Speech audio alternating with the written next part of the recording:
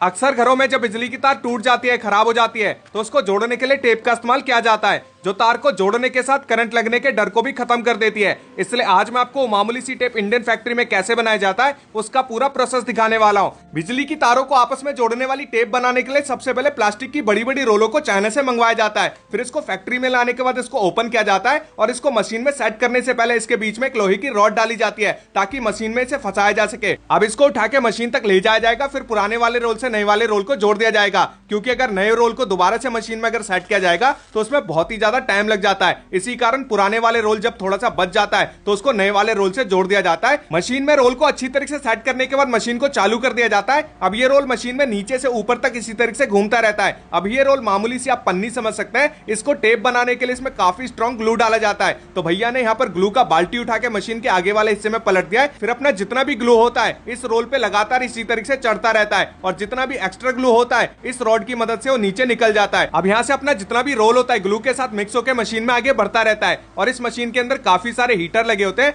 जो कि रोल के ऊपर जितना भी ग्लू होता है उसको सुखाने का काम करता है। और यहाँ से टेप बनाने का मेन प्रोसेस भी स्टार्ट हो जाता है, जिसके लिए भैया ने गत्ते का एक पतला सा रोल लिया है और उसको टेप वाली शीट के साथ अच्छी तरीके से जोड़ दिया जाएगा। तो ये देख सकते हैं इस तरीके से जोड़ा जाता है और जो अपना रोल बनके तैयार हो जाता है उसको काट के अलग कर दिया जाता है। फिर इसको मशीन में इस तरीके से सेट कर दिया जाता है और मशीन को चालू कर दिया जाता है। अब यहाँ से जितने एमएम का टेप बनेगा उस हिसाब से मशीन को सेट कर दिया जाता है। जैसे अभी जो टेप बन रहा है जिसकी थिकनेस 0.125 mm, लंबाई 8 मीटर और चौड़ाई 18 mm है। और जब एमएम पूरा हो जाता है तो यहाँ पर ऑटोमेटिक तरीके से मशीन बंद हो जाता है। इसके बाद भैया नया गत्ते का रोल लगाते हैं और जो हमारा टेप का रोल बनके तैयार हो जाता है उसको काट के अलग कर लिया जाता है। इसके बाद एक एक करके इसको इस तरीके से जमा किया जाता है। तो भैया कुछ ही घंटों में काफी सारा यहाँ पर टेप का रोल बना के तैयार कर देते हैं। फिर इस रोल को स्लाइसर मशीन में डाला जाएगा और इसकी एक एक करके कटिंग की जाएगी। तो ये देख सकते हैं इसको स्लाइसर मशीन में सेट करने के बाद ये अपना कटर आ चुका है। इसके बाद एक एक करके इसको इस तरीके से काटा जाता है और इस काम को बहुत ही ज्यादा बारीकी से किया जाता है, क्योंकि जरा सी भी गलती हुई तो पूरे टेप का रोल खराब हो जाएगा। लेकिन भैया अपने काम में इतने ज्यादा एक्सपर्ट हो चुके हैं कि भैया से अब कोई भी गलती नहीं होती है और भैया लगातार इसी तरीके से कटिंग करते रहते हैं। और आप देख सकते हैं बराबर मात्रा में यहाँ पर कटिंग हो रही है,